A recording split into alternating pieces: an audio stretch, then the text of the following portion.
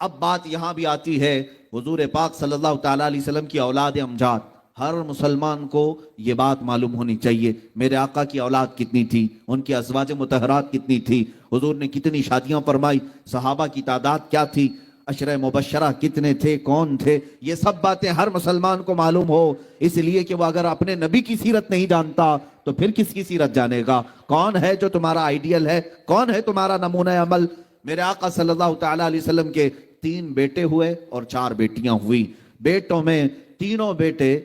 ابتدائی زندگی میں انتقال فرما گئے، یہاں تک کہ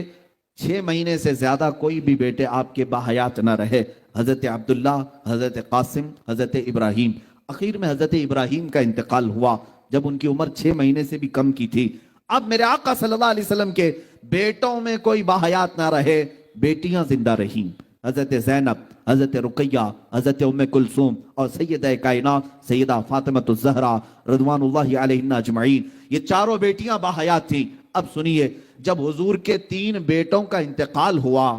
جاہلانہ رسم و رواج اگر ہمارے ہاں پنپ رہی ہے تو وہ بھی سمجھ لیں، بعض لوگ یہ سمجھتے ہیں کہ بیٹا نہ ہو تو نسل کیسے چلے گی، بیٹا نہ ہو تو وراثت کیسے تقسیم ہوگی، وارث کون بنے گا؟ یہ جہالت کی باتیں چھوڑ دو، یہی مکہ کے کافروں نے باتیں بنائی، اور سب سے بڑی بات ابو لہب نے آ کر کے یہ کہا کہ محمد اقطع ہے،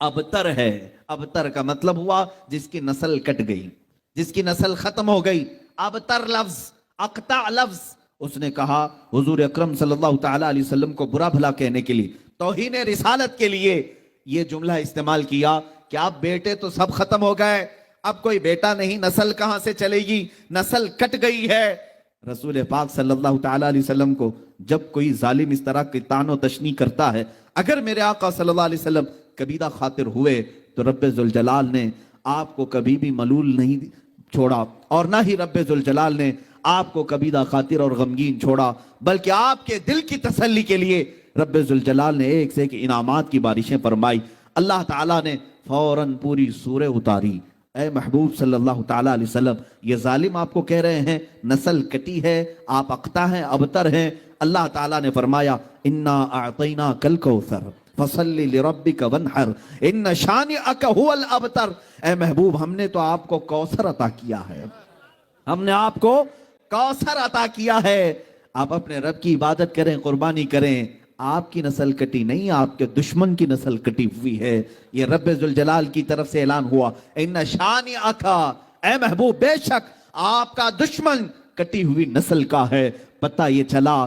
گستاخان رسول کے خلاف جواب دینا اور انہیں بات کرنا یہ سنت الہیہ ہے، یہ رب ذوالجلال کا قانون ہے، اللہ نے جو فرما دیا وہ حق ہے۔ اب سنیے، میرے مصطفیٰ کریم صلی اللہ علیہ وسلم کو گالی دینے والا، گستاخی کرنے والا، جس نے کہا تھا نسل کٹی ہوئی، ڈھونڈ کر کے نکالو پوری دنیا بھر میں ابو لہب کی اولاد کہاں ہے، ابو لہب کے بیٹے کہاں رہتے ہیں، اس کی وراثت کن میں تقسیم ہوئی، آپ ڈھونڈ کر کے نکالیں گے، کہیں آپ کو پتہ نہیں چلے گا اس کی اولاد کیا، اس کے پوتے پوتے اور نواسوں تک بھی اولاد نسل نہیں چل سکی، اولاد ہی ختم ہو گئی اور اس کا نام و نشان بھی مٹ گیا۔ ابو لہب کی جو موت ہوئی اس حالت میں ہوئی کہ اس کو سخت ترین بیماری لاحق ہوئی، یہاں تک کہ اس کو ایک گڑھے میں ڈال کر کے اس کے ہی بچوں نے پتھر اس پر ڈالے تھے، اتنے پتھر مارے گئے تھے کہ اس کا جسم پورا پتھروں سے لہو لہان تھا، وہ خود مٹا، اس کی اولاد نہیں رہی۔ لیکن آؤ، میرے رب ذوالجلال نے میرے مصطفیٰ کی جو شان بیان کی، انا اعطیناک الکوثر،